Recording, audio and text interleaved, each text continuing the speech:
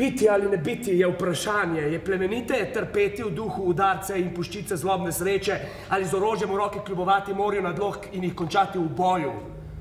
Umreti, spati, nič več. In spanjem narediti konec boli srca in 1000 mukam, ki jih deduje meso. Katero dopolnitev je želeti iskreneje? Umreti, spati, spati in sanjati.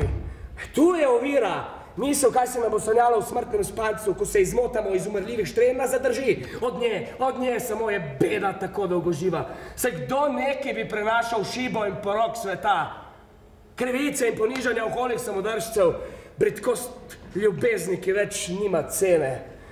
Lenobo in nebrižnost varuhov zakona, pisarsko samopašnost in klofute, ki z njimi malopridnež nagradi pravično potrpljenje, če bi umiritev lahko prinesla že konica noža.